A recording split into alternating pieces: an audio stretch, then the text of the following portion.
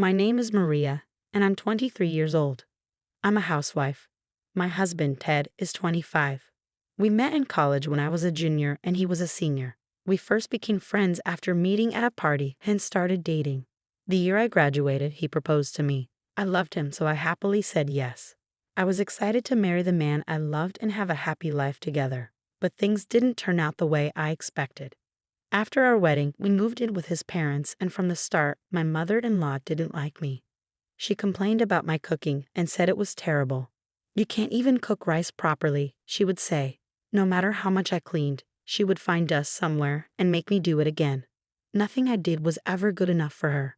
At first, I thought I just wasn't meeting her expectations, but then she started ignoring me. Whenever we ordered food, she would accidentally forget to get me a meal. "Oh no, I forgot about Maria," she would say, acting innocent. Since this happened too often, I knew it wasn't a mistake.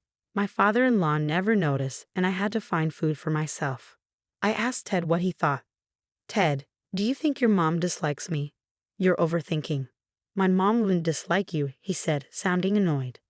"But she forgot to order food for me again," I pointed out. "It was just a coincidence," he said, brushing it off. "You have to get along with her since she's family." And that was the end of our conversation.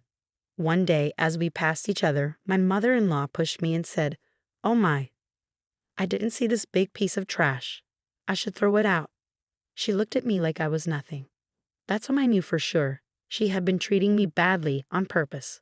After that, whenever Ted and my father-in-law weren't home, she insulted me even more. I told Ted about it again, and he said, "I told Mom that you think she doesn't like you." She was really sad. I knew that wasn't true. After that talk, she treated me even worse. Ted sighed and said, "You're too paranoid. Stop talking about this. You're such a pain." Then he ended the conversation. Not long after, he started coming home late, saying he had extra work. 6 months later, I found a lipstick stain on his shirt. My heart sank. "Ted, what is this?" I asked. "Other this," he hesitated, then finally admitted he was cheating on me with a younger coworker. I was shocked. While his mother was treating me terribly, he was having fun with someone else. When I confronted him, he got angry. "It's your fault," he said. "You weren't a good wife."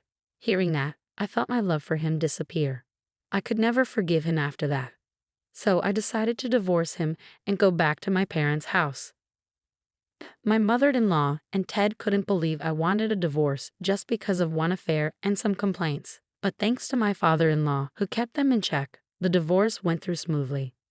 I also received money from Ted and the woman he cheated with. It has now been 20 years since I divorced Ted. I remarried and have 3 wonderful children with the best man I could have ever met. My eldest son is 18, my second is 16, and my youngest is 14. My husband and I have a happy marriage, though raising 3 teenage boys who are always hungry is quite the challenge. Still, life is fulfilling and joyful. One day, I got a call from an unknown number. "Hello? Maria? It's me, Ted." "Ted, what do you want?" I was shocked. Why was he calling after all these years, and how did he get my number? "Don't be so cold. We used to be married, remember? We were happy together once. I thought maybe we could start over." "No. Have you forgotten why we ended? I'm already married, and the thought of getting back with you is disgusting."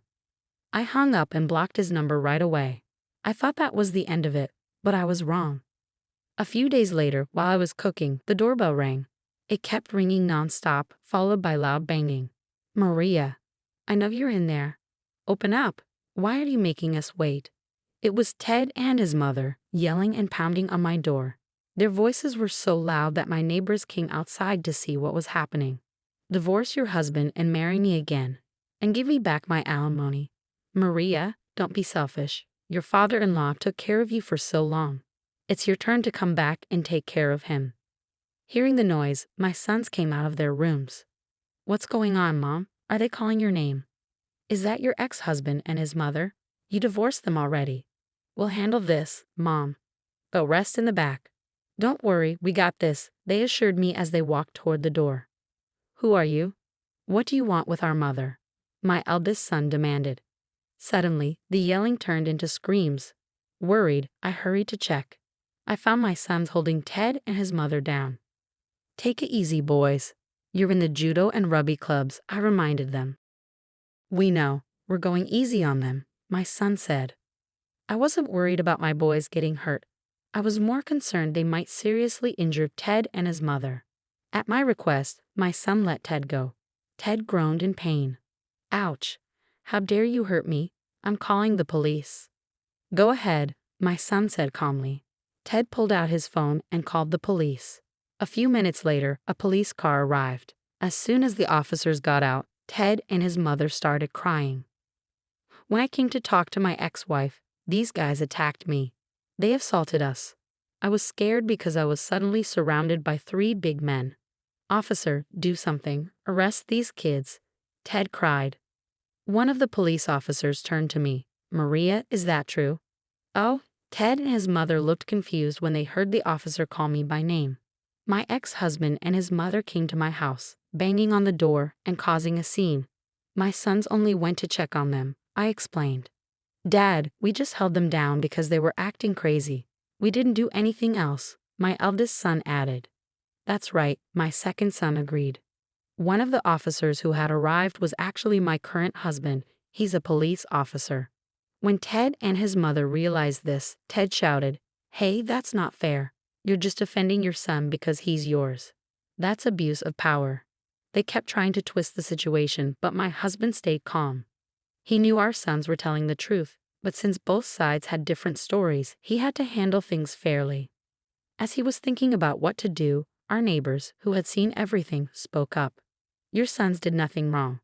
These 2 were the ones making a scene, one neighbor said. Hearing this, Ted and his mother turned pale. They panicked and started telling the neighbors to be quiet. My husband looked at Ted and said, I've heard how badly you treated my wife before.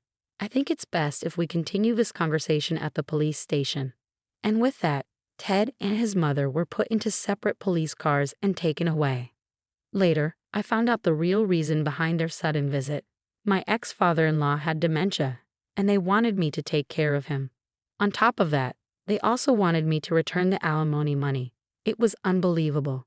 They had tracked me down just for their own benefit. I also learned that Ted had been snooping around my house. With the help of my husband's brother, who was a lawyer, we filed a legal complaint. If Ted ever tries anything again, he'll be charged as a stalker. Luckily, Ted and his mother were terrified of my sons. On top of that, they realized my husband was a police officer. Because of this, they likely won't try anything again. To make me feel even safer, my husband signed up for a home security system. He's such a caring and wonderful man. I'm so grateful for the loving family I have now. My name is Sarah, and I recently turned 45. I've spent so many years raising my children, and now that they're becoming independent, I finally have time for myself. Just when I thought I could relax, my husband told me that his parents' printing company was struggling. He works there as a managing director, but things weren't going well. I had no idea, and I felt guilty for being unaware while living comfortably as a housewife. So I decided to help until the business recovered.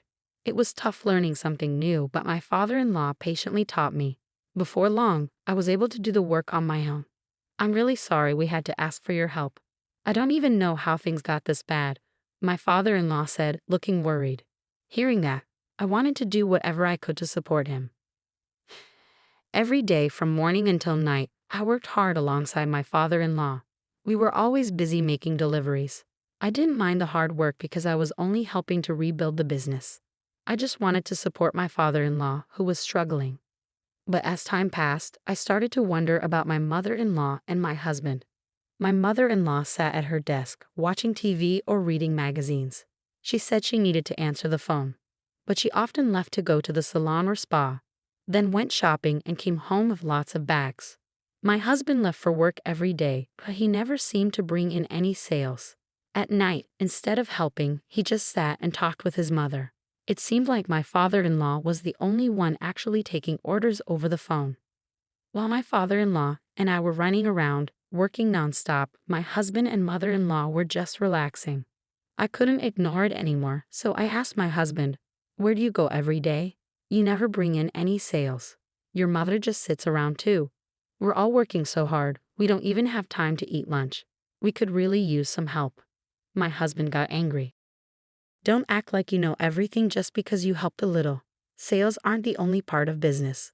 You don't understand anything. But your father and I are the only ones working so hard, I argued. Shut up. Do you even know what hard work is? There are people in this world who work way harder than you. People who just stay home their whole lives are useless. I can't stand them. What? I worked hard at home raising our children, and now I'm working for free to help your father. You don't have to talk to me like that. I was just asking for help. Say whatever you want, you idiot, he snapped before storming out. Later, my mother-in-law confronted me. What do you mean I don't work? How dare you say that? I have important things to do. You just don't understand. I didn't mean it like that. I just don't even have time to go to a salon, and I'm helping your husband every day. I tried to explain. How dare you talk back to me, she shouted. Then she accused me of trying to take over the business. What? That's not true at all. I started to say, but she cut me off. I don't care what you say.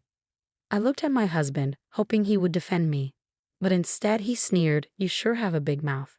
But look at yourself, you don't even look like a woman. He laughed. My mother-in-law smirked and added, she's right. You should take better care of your looks, like I do. She laughed along with him. I had worked so hard to take care of our home. Now I was working tirelessly to save my in-laws' business, and this was how they treated me. I felt something inside me break, something I had been holding back for a long time. I would never forget what they had done. The next day, after my mother-in-law and husband left as usual, I decided it was time to take action. Bob, I need to talk to you, I told my father-in-law. He looked surprised by my serious tone but listened carefully, so I laid everything out for him. First, my husband. He hadn't been going out for work, he had been gambling. He had lost almost all our living expenses and was drowning in debt. Worse, he had been fooled by shady investment schemes and had put the company's money into them, causing massive financial losses. Then, my mother-in-law. She had been spending her entire salary on beauty treatments and luxury shopping. Not only that, but she had also been secretly taking money from the company. On top of it all, she was cheating on my father-in-law. Together, she and my husband had drained the company of tens of thousands of dollars. My father-in-law sat there in stunned silence, his face pale. Then the weight of everything crashed down on him. Why? How did this happen? I've done nothing but work hard, he murmured, tears falling from his eyes. At that moment, I knew I wanted to save him. Bob, can you forgive them? I asked softly. He took a deep breath. I can't forgive them for what they did to my father's company. But Sarah, even though we know the truth now, I don't have the strength to fix it anymore. Leave it to me, I said. Before I got married, I had worked in real estate. Though I became a full-time homemaker at my husband's request, I had secretly invested in property using my personal savings. That property had skyrocketed in value. If I sold it, I could pay off the company's debt and still have enough money to keep it running. At first, my father-in-law was hesitant to accept my help. But when he saw my determination, he finally agreed. And then the day of reckoning arrived. My father-in-law gathered everyone at the office. So Sarah has saved the company, he announced. My husband scoffed. What kind of joke is this? My mother-in-law sneered. She saved the company. Did she magically become competent after she stopped being a woman? That's enough, my father-in-law roared. Do you not understand that you're in no position to mock Sarah? Their smug expressions vanished. He continued, Sarah has paid off all the company's debts. From today forward, she is the president of this company. You two are fired. My husband's face twisted in shock. What? What do you mean, she paid off the debt? There's no way she had that kind of money. I never gave her a dime since we got married. My father-in-law's face darkened. I don't remember raising you to be this kind of person. You are the most disgraceful son I could have ever imagined. My husband gaped at him, lost for words. And my father-in-law continued, you two will be held responsible for all the money you wasted. You're going to pay it back, every cent of it. My husband and mother-in-law turned pale. That's when I stepped in. Unlike your terrible investments, I made steady, smart choices. I used my savings wisely, and that's how I was able to save this company. Their eyes widened in horror. For the first time, they realized that they had lost. Thanks to that, I was able to save your father's company. But that wasn't all. I had also investigated every expense, the beauty treatments, the designer goods, the reckless stock purchases, and those scam-like investments. Every dollar was accounted for. I placed a stack of documents in front of them. "This is the full amount you two have wasted," I said firmly. "A professional has verified these calculations, so I won't accept any disputes. You will repay every cent." They stared at the documents, their faces draining of color. But this wasn't enough. My father-in-law and I each placed another document on the table. "We are divorced as of today. Sign it." My husband's jaw dropped. "No, this is insane. I told you, my investment was about to pay off. Just give me a little more time." My mother-in-law clutched my father-in-law's arm. "You've been with me your whole life. You wouldn't throw me out, would you?" Bob's face was emotionless. "No matter what you say, our decision won't change." They protested, but the evidence of their misdeeds was overwhelming. In the end, they had no choice but to sign. We also sold a house my husband and I had lived in, using the money to recoup some of the company's losses. My ex-husband and mother-in-law, stripped of their wealth and status, were forced to rent a small apartment. Since their debt was officially recorded, there was no escaping it. They had spent their lives avoiding responsibility, but now they had no choice but to work and repay what they owed. As for Bob and me, the company not only survived but thrived. Orders poured in, and we hired new employees to keep up with demand. For the first time in a long while, I finally had time to breathe. I had built something new, something worth protecting. And from now on, I would do everything in my power to ensure this family of employees flourished.